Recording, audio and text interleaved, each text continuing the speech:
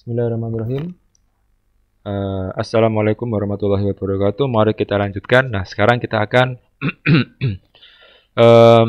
membahas terkait gas thermometer and the Kelvin scale ya. Jadi ini mungkin bisa dibaca sendiri gitu ya. Nah, tapi inti yang ingin saya katakan adalah ya begini gitu ya. Jadi ini juga sudah akan membahas di bagian yang ini ya. Oke. Nah, jadi mungkin saya akan tambah satu page baru. Nah, Nah, jadi dalam penggunaan termometer ya itu kan ada satuannya ya. Jadi ini termometer ya, termometer kan ini adalah alat untuk menghitung suhu gitu ya. Nah, satuan yang biasa kita gunakan itu adalah Celsius gitu ya, atau tulisannya derajat C gitu ya. Nah, kalau kita misalnya beli termometer gitu ya di e-commerce ya, secara online atau kita langsung beli di apotek gitu ya, atau di toko-toko lab yang biasa saja yang di pinggir jalan. Itu kalau kita beli termometer itu satuannya pasti Celsius gitu ya. Nah, padahal selain Celsius itu ada beberapa termometer yang satuannya lain gitu ya. Ada beberapa gitu ya. Nah, ada Fahrenheit ya. Nah, ini biasanya dipakai di Amerika, kemudian Rankine ya. Ini juga biasanya dipakai di negara-negara barat gitu ya. Kalau Celsius lebih ke arah negara-negara yang di Asia gitu ya. Nah, kemudian ada lagi Kelvin. Nah, jadi kalau Kelvin itu penulisannya tidak pakai derajat ya. Kalau Celsius pakainya derajat ya. Kalau Kelvin hanya K gitu ya. Nah, kalau misalnya Celsius 100 derajat Celsius gitu ya. Kalau Fahrenheit 100 derajat Fahrenheit. Rankine 100 derajat Rankine. Nah, kalau Kelvin hanya ditulis 100 Kelvin gitu ya. Nah, kenapa? Ya, tidak tahu ya. Karena memang penulisannya kayak gitu ya. Kita ikut lah ya. Sebagai negara yang pengguna ikut ya. Beda kalau misalnya penemunya adalah orang Indonesia gitu. Mungkin nanti bisa terserah dia gitu ya. Ada misalnya ada X-nya di sini ya terserah gitu ya. Oke ya. Oke. Nah, dan yang Kelvin ini ya adalah satuan internasional ya. Jadi yang merupakan satuan internasional artinya adalah satuan yang digunakan gitu ya. Yang digunakan di seluruh dunia itu adalah yang Kelvin ya. Jadi ini adalah satuan internasional ya, atau SI gitu ya. Nah, perbedaannya adalah gitu ya. Kalau Celsius gitu ya. Kalau Celsius itu titik bawahnya adalah 0 derajat Celcius, titik atasnya adalah 100 derajat Celcius. Kalau Fahrenheit ya, Fahrenheit.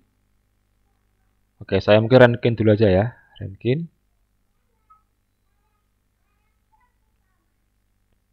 Nah, kalau Rankine itu titik bawahnya adalah 0 derajat Rankine ya. Sedangkan titik atasnya adalah 80 Rankine ya.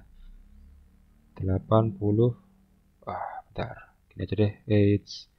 80 Rankine ya.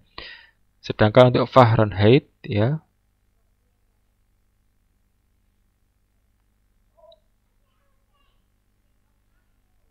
nah untuk Fahrenheit itu titik bawahnya ya itu adalah 32 derajat Fahrenheit, sedangkan titik atasnya adalah 212 derajat Fahrenheit gitu ya. Nah, sedangkan Kelvin gitu ya,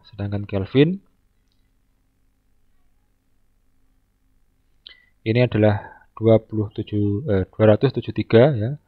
273 Kelvin, sedangkan yang atas adalah 373 Kelvin gitu ya. Nah, oke, sekarang kita bahas satu-satu. Oke, nah, ini Kelvin ya. Nah, untuk Celsius ya ini paling sering kita gunakan. Jadi eh, titik bawahnya ini gitu ya. Jadi titik bawah gitu ya. Titik bawah ya, titik bawah dari setiap ini satu level ya. Jadi ini satu level gitu ya. Jadi maksudnya kalau di Celsius itu 0 derajat Celsius, maka kita ukur dengan Rankine ya. Ini E ya, bukan D ya. Saya lupa tadi ya. Itu Rankine ya, pakainya E, bukan D. Nah, itu 0 Celsius itu sama dengan 0 Rankine, sama dengan 32 derajat Fahrenheit sama dengan 273 Kelvin, dan juga yang atasnya gitu ya. Yang atasnya ini juga sejajar gitu ya. Nah, titik bawah ini ya itu adalah titik es mencair gitu ya. Jadi kalau kita es mulai membeku gitu ya. Air mulai membeku ya. Jadi ketika katakanlah kita punya air ya 30 derajat Celcius, kemudian kita masukkan ke sistem gitu ya, ke sistem yang mana dia suhunya adalah 0 derajat Celcius gitu ya, atau mungkin di bawahnya ya, maka pada suhu 0 derajat Celcius ini apa namanya, air mulai akan membeku gitu ya. Atau juga sebaliknya gitu ya. Ketika ada es gitu ya. Katakanlah kita punya es, suhunya adalah minus 4 derajat. Maka ketika kita naikkan suhunya sampai 0 derajat gitu ya. 0 derajat Celcius, maka di saat itulah es mulai mencair gitu ya. Jadi suhu 0 di sini adalah maksudnya air mulai membeku ya. Air mulai beku atau es mulai cair ya. Sedangkan di 100 derajat Celcius adalah suhu di mana air mendidih ya. Nah, jadi kalau misalnya kita mau mengetahui pada suhu berapa air mendidih, kalau misalnya diukur menggunakan termometer skala Fahrenheit ya, maka kita bisa menjawab 212 Fahrenheit gitu ya. Atau berapa air mulai membeku jika dihitung menggunakan skala Rankine ya, maka air mulai membeku pada 0 derajat Rankine gitu ya, atau 32 derajat Fahrenheit atau 273 Kelvin gitu ya. Nah, saya ingin membahas lebih detail terkait yang Kelvin gini ya, karena yang Kelvin kalau kita lihat di sini 0032 tapi kok ini 273 kok tinggi sekali gitu ya. Nah, ternyata Kelvin ini gitu ya, itu termometer yang digunakan bukan untuk sehari-hari sebenarnya gitu ya, tapi Kelvin ini digunakan untuk kita ngecek apa ya, ngecek suhu bahkan sampai ke level atomnya gitu ya. Nah, karena gini ya, jadi misalnya gini, katakanlah kita ada di ruangan gitu ya, di ruangan yang suhunya 30 derajat Celcius gitu ya. Oke, ini katakanlah di ruangan ya, sebuah ruangan gitu ya. Sebuah ruangan yang bersuhu 30 derajat Celcius gitu ya. Nah, di beberapa pertemuan yang lalu ya, di video yang sebelumnya, saya lupa di video berapa, kita ketahui bahwasannya apa namanya, atom itu bergetar gitu ya. Jadi ini atom gitu ya, dia bergetar. Nah, sebenarnya termometer itu digunakan untuk mengukur secara tidak langsung gitu ya, apa namanya, atom yang bergetar ya. Jadi ketika semakin tinggi suatu lingkungan ya, atau semakin tinggi bukan tinggi lingkungan, semakin tinggi suhu ya suatu lingkungan atau suatu ruangan atau suatu benda, maka atom yang berada pada benda tersebut itu bergetarnya lebih cepat gitu ya daripada benda yang memiliki suhu di bawahnya ya. Jadi misalnya ada dua benda itu ya, ini bolpen sama ini gitu ya. Ini misalnya suhunya adalah 30 derajat, yang ini suhunya 60 derajat Celcius. Maka getaran atom yang 60 derajat ini ya, itu getarannya lebih besar daripada yang berada pada atom atau yang atom bergetar pada bolpen yang suhunya lebih rendah daripada yang ini gitu ya. Jadi intinya bergetar. Nah, semakin tinggi semakin tinggi suhu gitu ya. Semakin tinggi suhu,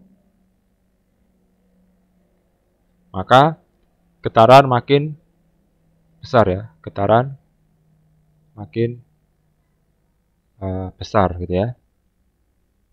Nah, sedangkan semakin rendah suhu ya, itu getaran makin kecil ya, atau makin lemah gitu ya.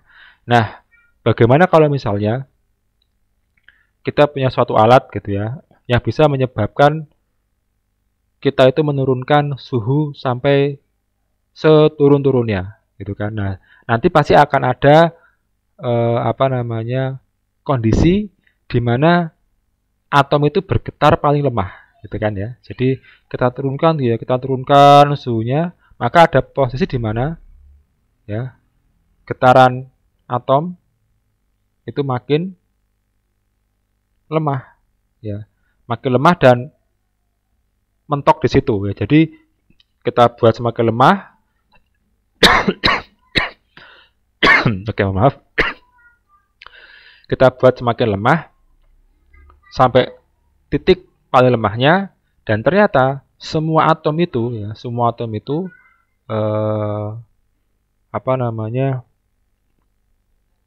dia akan tidak memiliki kemampuan untuk bergetar lebih lemah lagi, itu di suhu minus 273 derajat Celcius gitu ya. Nah, yang mana minus 273 derajat Celcius itu ya adalah 0 Kelvin ya. Nah, jadi 0 Kelvin itu adalah disebut sebagai titik 0 mutlak gitu ya. Nah, jadi apa itu titik 0 mutlak? Jadi titik 0 mutlak ini adalah suhu gitu ya. Suhu di mana atom itu bergetar paling lemah gitu ya. Karena setelah di bawah ini ya, atom tetap bergetar tapi tidak bisa lebih lemah lagi. Berbeda kalau misalnya kita suhunya dinaikkan terus, dia akan semakin lama semakin bergetar gitu ya. Makin bergetar lama-lama dia akan meledak gitu ya. Nah, sama seperti matahari gitu ya. Nah, matahari itu di detik sekarang ya, atau saat ini itu belum mencapai titik panas yang paling maksimal ya. Dan sebenarnya dari hari ke hari, dari waktu ke waktu, matahari itu makin lama makin panas gitu ya. Nah, kalau makin hari makin panas, itu kan getaran atomnya makin besar. Nah, nanti akan ada titik di mana matahari itu meledak. Ya, mungkin itu kiamat kali ya. Nah, mungkin itu ya. Tapi mungkin masih lama sih, gitu ya. Tapi intinya itu ya. Jadi matahari itu makin lama makin panas ya. Dan makin panasnya matahari itu nanti sampai titik puncaknya, yaitu meledak gitu ya. Yang mana getaran atom ini sudah paling maksimal itu ya getarannya. Nah, oke. Itu adalah titik nol mutlak gitu ya.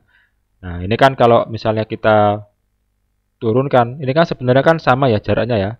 Kalau untuk Celcius kan 0 sampai 100 itu kan jaraknya 100 ya.